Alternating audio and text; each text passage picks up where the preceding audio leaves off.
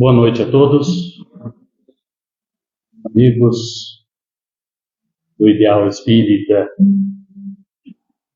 Eu estou admirando aqui um púlpito diferente. Primeiro, eu estou inaugurando. Muito bem.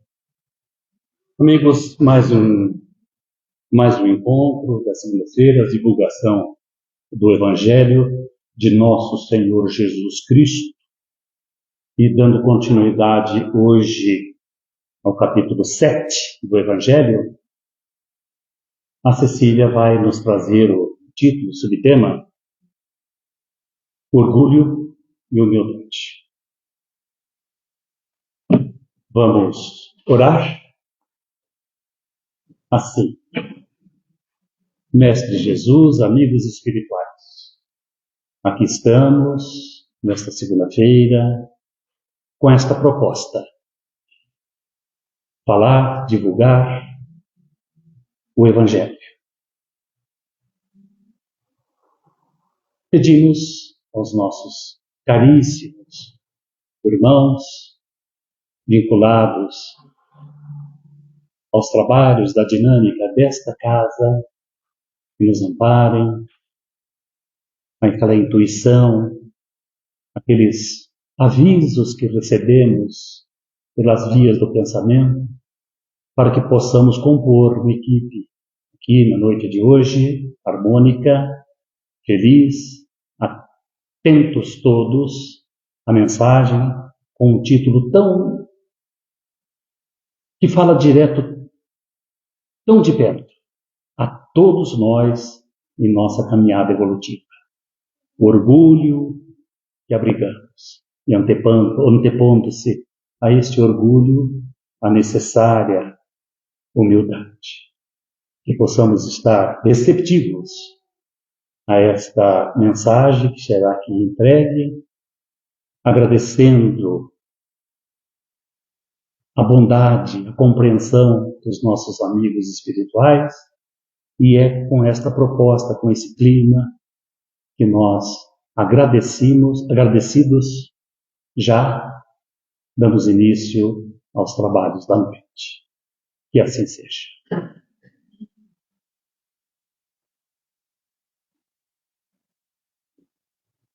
Boa noite. Sejamos bem-vindos aí mais uma noite, para a gente refletir sobre, dando continuidade ao capítulo 7 do Evangelho, nos itens 11 e 12, o orgulho e a humildade. Esse capítulo, bem-aventurados os pobres de espírito, já foi trazido vários temas. Pobres de espírito que a gente já compreendeu aí que são simples, que são os humildes. Então, hoje nós vamos refletir um pouquinho sobre o orgulho e a humildade.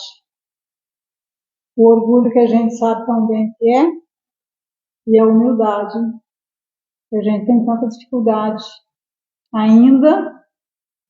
Como diz, a gente tem notícia, mas a gente ainda não consegue chegar lá, a gente está engatinhando para conseguir um pouquinho aí dessa humildade que Jesus tanto exemplificou para nós na sua trajetória, na sua passagem, nos seus ensinamentos, no Evangelho que nos deixou. Então Jesus, modelo e guia da humanidade, maior exemplo de humildade e virtude que temos notícia.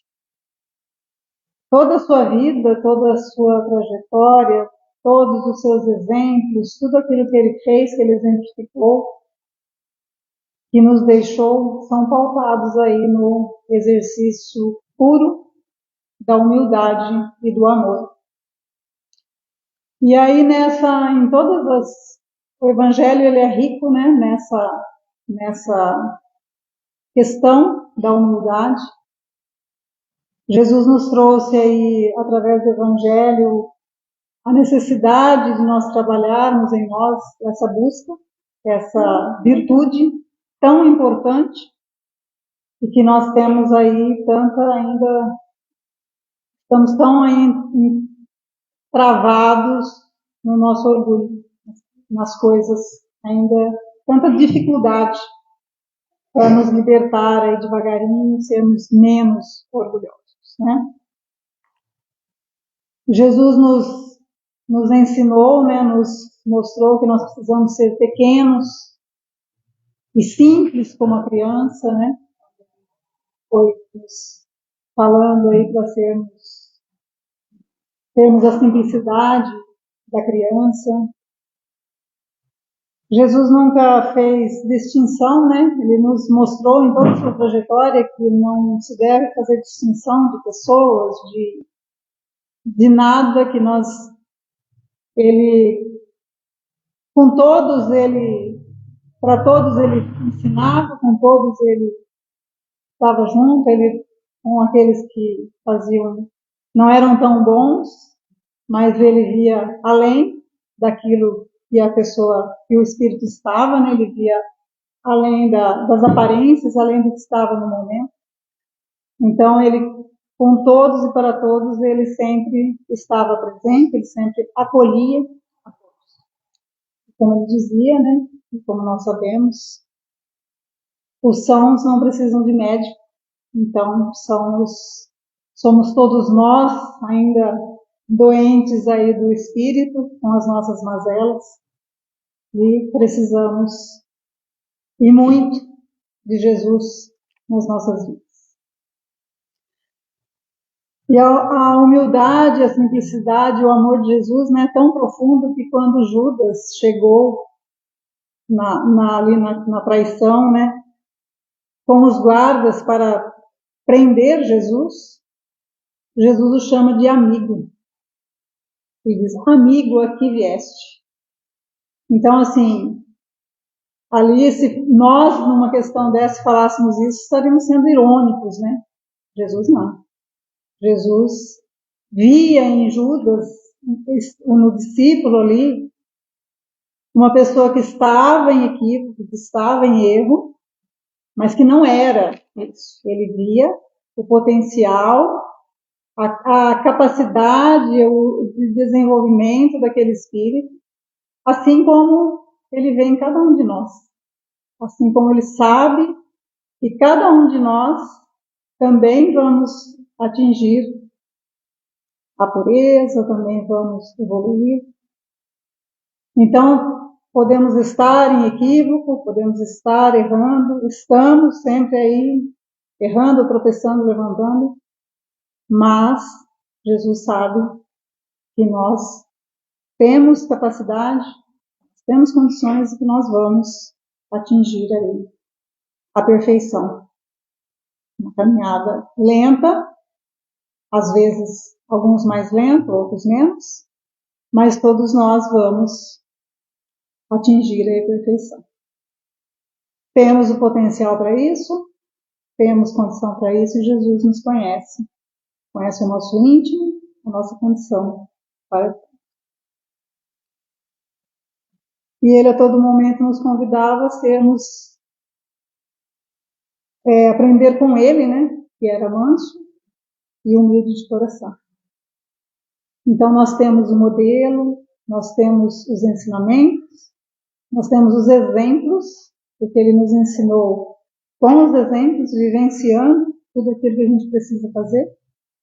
Então nós precisamos aí nos esforçar para nos aproximarmos cada dia um pouquinho dessas verdades, desse amor que nos espera.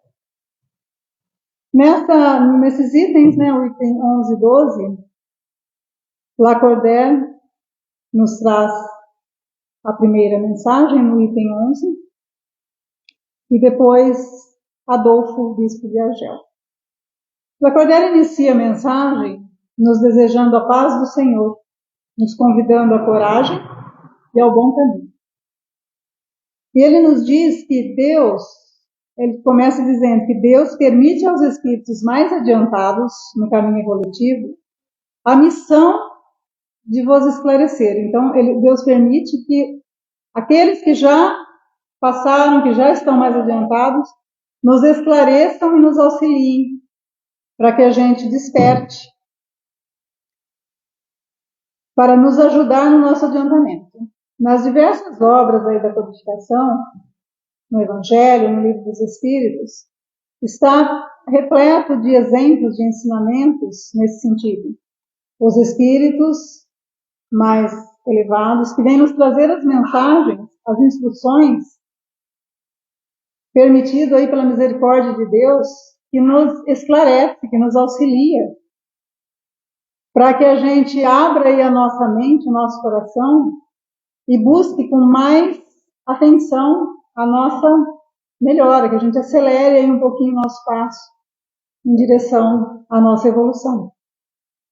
No livro Céu e Inferno, na segunda parte, que a gente está inclusive estudando aqui nas sextas-feiras, as comunicações dos espíritos em diversas condições evolutivas, né, medianas, felizes, sofredores, eles vão nos chamando a atenção para que a gente reflita naquilo que a gente já pode, na nossa caminhada, que a gente já pode ir, vamos dizer, nos desviando de certas condutas que nós temos, que a gente não precisa, a gente já tem o exemplo, a gente já tem as comunicações que nos mostram o que esses espíritos, o porquê do sofrimento, o que as nossas atitudes equivocadas nos causam, a dor que isso nos causa, e nós já podemos ir mudando aí a nossa conduta para melhorar, para diminuir esses sofrimentos que nós causamos a nós mesmos, as nossas atitudes de ontem. Nós estamos muitas vezes sofrendo hoje e fazendo melhor hoje, o amanhã nosso será mais suave e assim sucessivamente. Aí ele nos diz, continuando a mensagem, ele diz que a humildade é uma virtude bem esquecida entre vós. Os grandes exemplos que vos foram dados são bem pouco seguidos, e todavia, sem a humildade, não podemos ser caridosos. Não temos compreensão com as dificuldades do outro. Sem a humildade, não conseguimos perdoar. Sem a humildade, que é a base, não sei se é a base ou é tudo. A humildade é tudo para que a gente exercite e aprenda as virtudes. Sem ela, nós podemos ser mais ou menos bonzinhos, mais ou menos cristãos, mais ou menos, mas nós não vamos conseguir seguir um caminho que é o que a gente precisa para a nossa evolução, para nós chegarmos aí mais próximos a cada dia do amor, mais próximos de Jesus, mais próximos da nossa melhora. E aí ele diz que o orgulho é o terrível adversário da humildade. Isso todos nós sabemos, né? Mas ainda estamos muito grudadinhos lá no orgulho. Se o Cristo prometia o reino dos céus aos mais pobres, foi porque os grandes da terra imaginam que os títulos, as riquezas, as suas pompa, tudo aquilo que é da matéria, né, que nos enche às vezes de ilusões, são recompensa ao nosso mérito. Se acha melhor do que os demais. É claro que a pessoa que estuda para passar num concurso, para entrar numa faculdade, ela tem o seu mérito. Mas aqui o que ele está falando é do mérito sem trabalho. Então, assim, eu estou como presidente, como prefeito, por mérito. Deus me deu essa condição, sem que eu faça nada por isso. Então, eu sou melhor que os demais. Então, se eu estou aqui como patrão, os meus empregados são subalternos, são inferiores. Não, porque eu posso estar numa condição melhor materialmente, mas se eu não tiver aqueles que estão para me auxiliar, se eu não estiver tendo esse auxílio, eu não consigo fazer nada. Não é mérito, né? Não nesse sentido. O nosso mérito, pelo nosso trabalho, pelo nosso estudo, é uma coisa. Agora aqui o mérito que ele está falando é como se Deus desse a um uma condição melhor, a outra miséria, a outro poder, a outra pobreza e assim por diante. Tudo que Deus fez é grande e sábio. Não lhe atribuais nunca as ideias que nascem nos vossos cérebros orgulhosos. Tudo aquilo que a gente consegue realizar, primeiro é concessão de Deus. Primeiro, Deus aquilo já está, vamos dizer, já existe. Aí nós, com o nosso esforço, com o nosso estudo, com a nossa busca, nós vamos conquistando, vamos se descobrindo coisas importantes para a humanidade. Mas Deus é o Senhor de todas as coisas. E se nós nos desviarmos dessa verdade, nós vamos achar que nós somos melhores do que Deus. O nosso orgulho vai fazer com que a gente acredite nisso. Então, aqueles de nós que nos achamos melhor que o próximo, precisamos refletir bastante nisso. Ele continua a mensagem nos dizendo assim: quem te disse que tu também não foste miserável e infeliz como ele, como aquele que você menospreza? Que não pediste esmola, que não a pedirás um dia àquele que desprezas hoje. Então, se hoje nós estamos numa condição melhor que o próximo, que o outro, não é para que nós menosprezemos e esquisinhemos o outro, para que nós o auxiliemos, para que nós busquemos de alguma maneira auxiliar aqueles que nos rodeiam, aqueles que convivem conosco, primeiramente aqueles próximos, e ampliando esses próximos que nós podemos auxiliar. Porque se nós mal utilizarmos aquilo que Deus nos concede hoje, amanhã seremos nós. Será invertido, porque nós precisaremos, se não utilizamos bem, se menosprezamos as dádivas do Criador, nós precisaremos aprender pela dor. Orgulhosos, ele diz. Que eres antes de ser poderosos? Talvez estivesseis mais baixo que o último de vossos criados. Curvai-vos, pois. Todos os homens são iguais na balança divina. E só as virtudes os distinguem diante de Deus. Então, todos são iguais. Todos foram criados da mesma forma. Deus, na sua justiça, na sua bondade, criou todos iguais. Se uns estão mais adiantados que os outros, por seu trabalho, por seu esforço em conquistar virtudes, mas todos somos iguais, nós temos que auxiliar da maneira que pudermos, para que os outros também venham. Porque nós não estaremos felizes num plano mais elevado, olhando nossos amores perdidos abaixo de nós, perdidos no infortúnio, na tristeza, na pobreza, seja o que for. Nós vamos, já estamos numa escala melhor, numa condição melhor, nós vamos querer, nós vamos ter vontade, nós vamos trabalhar para ajudar o nosso próximo. Então é esse o nosso objetivo. E vós que sofreis injustiça, ele continua, sede indulgentes para com as faltas do próximo, já que vós mesmos não estáis isentos de censura. Então, muitas vezes, nós achamos que julgamos, com uma facilidade muito grande, os equívocos do próximo, e nos achamos livres de qualquer possibilidade de erro. E isso não é verdade, nós sabemos disso. O que faz isso é o nosso orgulho. Então é preciso que a gente pare, reflita, antes de julgar, antes de criticar, né? Quando alguém está em erro, se a gente puder auxiliar, a gente deve auxiliar.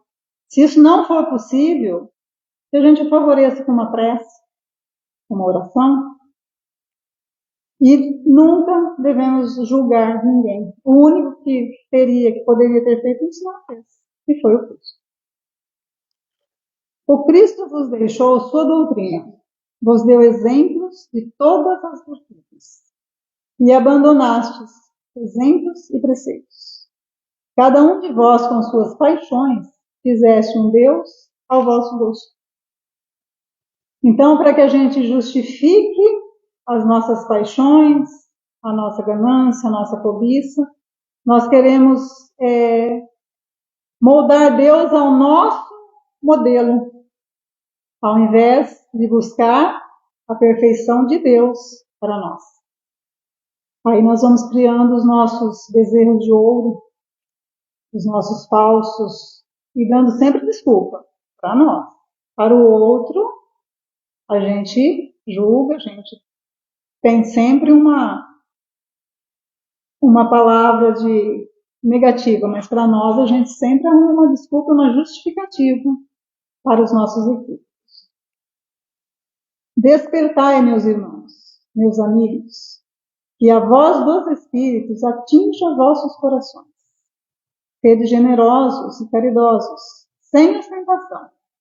Fazei o bem com humildade, destruindo pouco a pouco os altares do orgulho. Sede verdadeiros cristãos, e retornai a Deus, vosso Pai. Então ele nos convida aí que a gente faça essa reflexão, que a gente faça essa avaliação em nós, e para que a gente volte. Ele está dizendo que a voz dos Espíritos desperte os vossos corações. Ou seja, nós temos a instrução, nós temos o auxílio, nós temos o amparo do alto. Então nós precisamos abrir o nosso coração para isso, abrir a nossa mente e buscar melhorar a nossa conduta. Aí Adolfo, bispo de Argel, ele começa dizendo assim: por que lamentais as calamidades que vós mesmos amontoastes sobre vossas cabeças? Não podeis ser felizes sem benevolência mútua. E como a benevolência pode existir com orgulho? Orgulho, eis a fonte de todos os males. Dedicai-vos, pois, a destruí-lo. Só há um meio infalível para isso: tomar por regra a lei de Cristo, trabalhando em si mesmo para vencer as ilusões, a valorização excessiva das coisas da matéria, os vícios, buscar aprender nas coisas simples, as virtudes, exercitando aí as virtudes. Sabendo que as virtudes, a nossa melhora, a nossa conquista, ela não está na aparência, ela está na sinceridade do nosso coração. Então não adianta a gente ter uma cara de bonzinho, fingir perante o outro uma coisa que a gente não é. Nós temos que nos esforçar para ser melhores a cada dia, para conquistar essas virtudes, para sermos menos orgulhosos, menos vaidosos, porque mais humildes não tem como a gente ser, porque a gente não conquistou essa virtude. Nós temos que ir devagar ir conquistando, trabalhando para conquistar. E Adolfo reforça ali o que nos trouxe Lacordaire, quando nos disse ele nos diz: abre os olhos à luz, eis as almas daqueles que não estão mais na terra, que vem te chamar aos teus verdadeiros deveres. Então, os dois estão nos trazendo isso, para a gente ouvir, para a gente atentar para o auxílio do alto, que está a todo momento para a nosso acesso, acessível para nós. É que a gente não é vigilante, a gente não é atento, nós nos perdemos aí nas coisas do dia a dia, na rotina do dia a dia, muitas vezes, e nos esquecemos de nos manter a nossa conexão, de ouvir as intuições que vêm do alto para nós.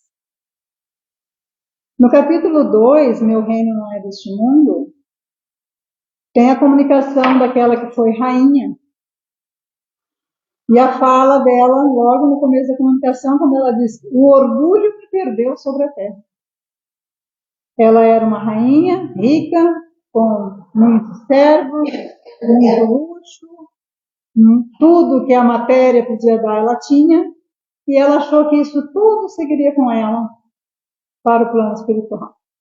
E aí ela fala: que ilusão a minha, que decepção, quando me deparei com a realidade de que nada disso me adiantaria, que eu não fiz nada, não consegui nada para o meu espírito imortal. Não aproveitei aquela condição que me foi concedida ali, as concessões de Deus naquela existência, para fazer o bem, para fazer nada. Só mal utilizou, achando que tudo aquilo seguiria com ela. E aí ela teve que, veio o sofrimento, para começar de novo, uma condição, lógico, não mais com tanta facilidade, porque se nós usamos as nossas concessões, né, os talentos que Deus nos confia, nós vamos ter que recomeçar, porque pela sua bondade Ele nos concede quantas oportunidades nos forem necessárias, mas nós vamos ter que começar de outra forma. Se não utilizamos bem os dons que nos foram dados, será de uma forma mais difícil, com mais dor, com mais dificuldade, para que o aprendizado se verifique.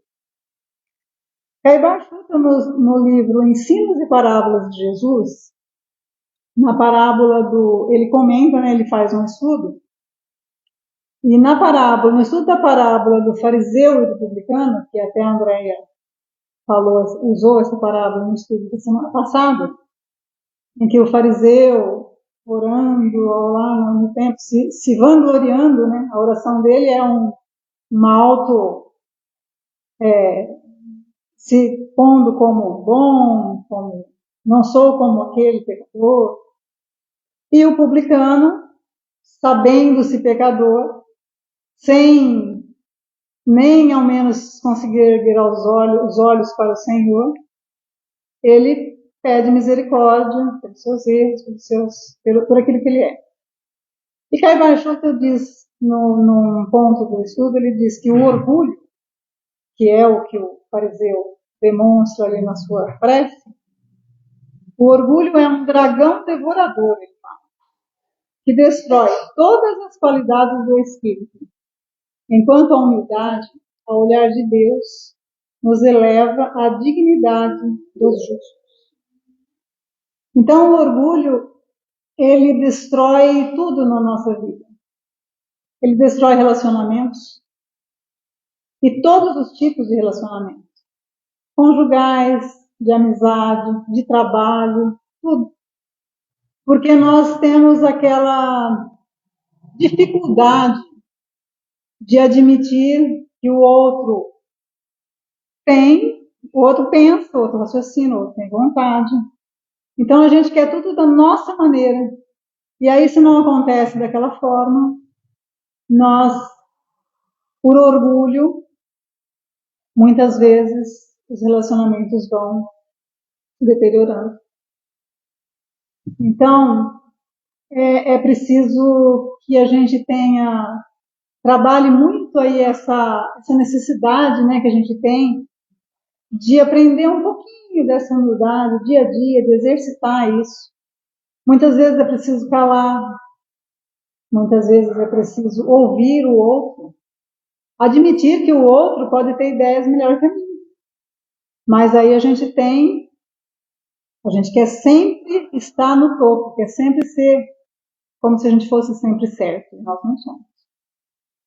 Tinha até um desenhinho, né, antigamente, com um nome que o personagem lá, ele sempre queria ser o dono da ideia, então o outro tinha uma ideia, aí ele fingia que não tinha ouvido, daí a pouco ele falava, tive uma ideia. Aí falava a ideia do outro, aí como se fosse dele, e seguia o desenho. Então a gente é meio assim, muitas vezes.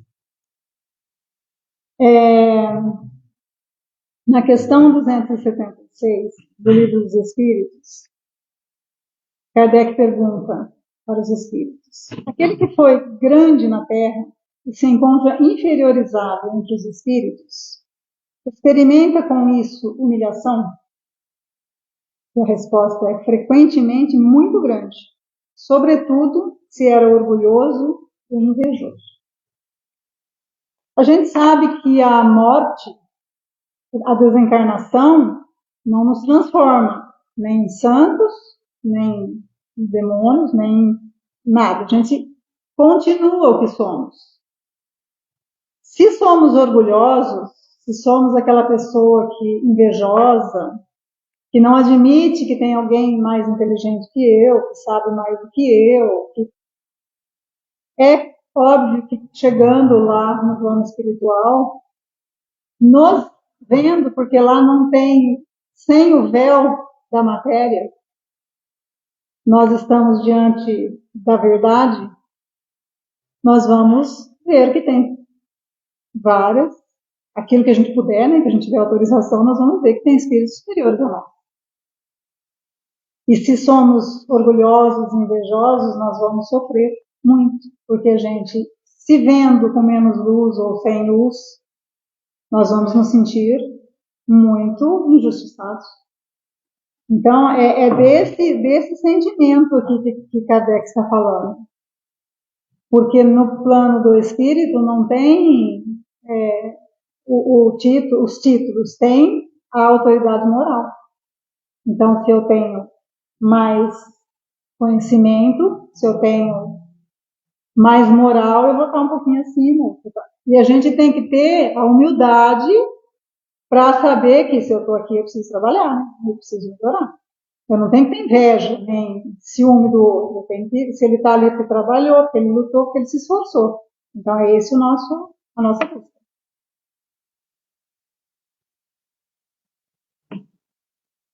Na questão 785, ele também nos fala, Kardec nos traz ali, do Espírito, sobre que o orgulho e o egoísmo é o maior obstáculo ao progresso moral. Então, tudo que o que nos paralisa, tudo que nos mantém aí presos à materialidade está ligado ao orgulho e ao egoísmo. E na questão 807, Kardec pergunta o que pensar daqueles que abusam da superioridade da sua posição social para oprimir o fraco em seu proveito. A resposta é que estes merecem o anátema, ou seja, a condenação, a reprovação. Ai deles, serão oprimidos a seu turno e renascerão numa existência em que sofrerão o que fizeram sofrer. Aqui ele já está falando daquelas mais entranhados ainda no mal, aqueles que oprimem o fraco, que fazem por maldade, que não tem ainda nenhum, que não despertou ainda para nada, que não está. Então ele vai ter, para que ele aprenda, aí ele vai ter que sofrer o que ele faz sofrer. Porque Deus não é a pena de talião, olho por olho, dente por dente. Mas aqui ele está tão arraigado no mal, e para que ele aprenda, ele vai ter que passar por aquela situação que ele fez sofrer. Tiago, no capítulo 1, versículo 17, ele diz: toda boa dádiva e todo dom perfeito vem do alto, descendo do Pai das luzes, em quem não há mudança nem sombra de variação. Aqui é um convite para a gente trabalhar a nossa humildade. Tudo que a gente pode conseguir de bom, de bem, vem do alto, vem de Deus. E nós, com as nossas boas ações, com a nossa boa conduta, nós vamos nos beneficiando desses dons de Deus. Então, tudo o que é bom vem de Deus. E aí, Emmanuel, no seu livro Caminho, Verdade e Vida, a mensagem número 52, dons. ele nos diz assim: desejas acesso aos círculos sagrados do Cristo? Aproxima-te dele, não só pela conversação elevada, mas também por atitudes de sacrifício, como foram as de sua vida, da vida do Cristo. As qualidades excelentes são dons que procedem de Deus. Entretanto, cada qual tem a porta respectiva e pede uma chave diferente. Então, cada um de nós recebe aí de Deus dons para desenvolver. E para que a gente... E dons diferentes. Não é tudo a mesma coisa. Cada um tem um compromisso. Um tem um compromisso com os filhos, com a família. Normalmente a maioria de nós temos esse compromisso, né?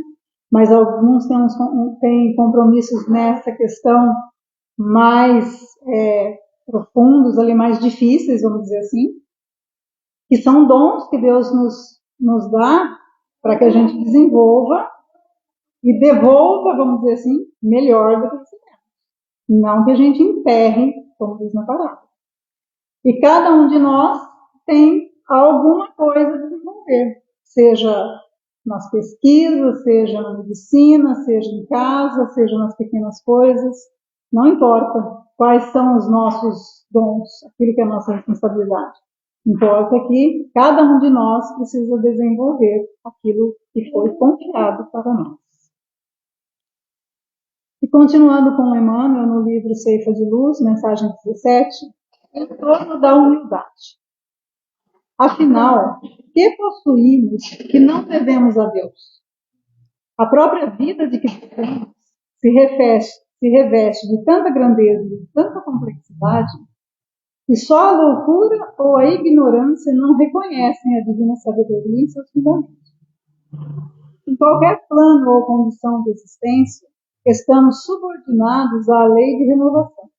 À vista disso, sempre que nos vejamos inclinados a envaidecer-nos por alguma coisa, recordemos que nos achamos inevitavelmente ligados à vida de Deus, e a benefício de nossa própria vida, ainda hoje tudo pode articular, rearticular, refundir, refazer ou modificar. Então, para trabalhar a nossa humildade, é importantíssimo, é necessário, é imprescindível que nós tenhamos essa certeza de que Deus, Pai Criador, é quem comanda e quem tem todas os mecanismos aí que nos dá tudo aquilo que nós precisamos para desenvolvermos nessa caminhada. No capítulo 13 do Evangelho, que a mão esquerda não saiba o que faz a direita, Kardec também nos orienta lá sobre a humildade, nos orientando em fazer o bem sem ostentação, sem esperar agradecimentos. Fazer o bem naturalmente, pela alegria de servir, de auxiliar e de ver o outro feliz. Então nós ainda, muitas vezes, esperamos tudo do outro, né? Esperamos que o outro nos traga, nos faça, e se a gente não tem um retorno, então também não vou auxiliar porque ele não me agradece, porque ele não faz por mim, não.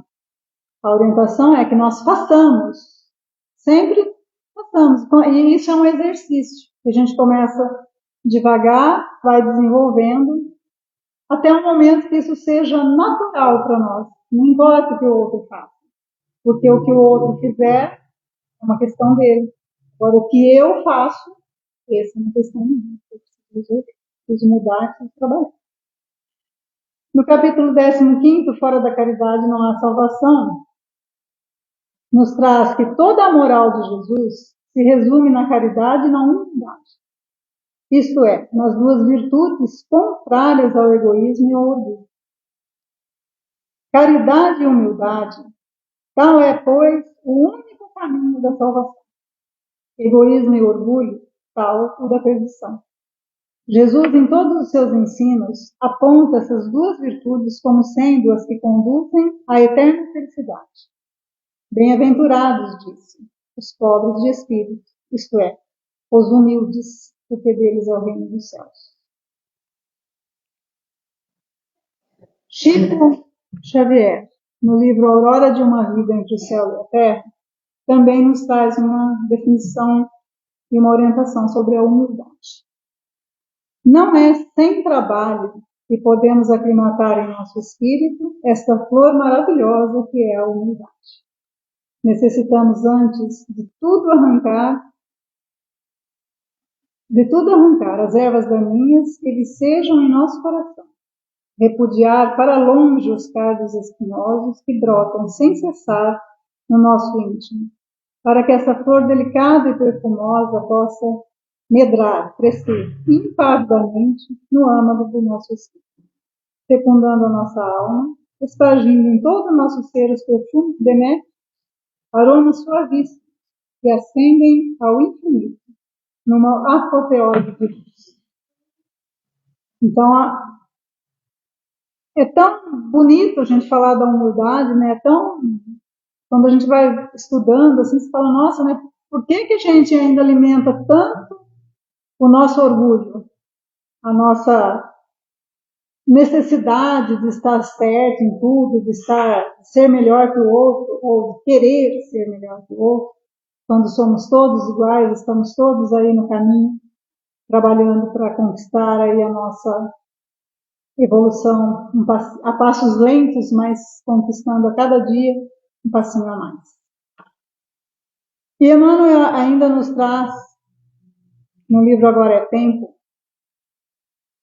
a mensagem é a prova última. E porque o aprendiz indagasse sobre o currículo dos exames a respeito do aperfeiçoamento da alma, o mentor esclareceu o paciente. Na espiritualidade superior, as avaliações de aproveitamento são muitas.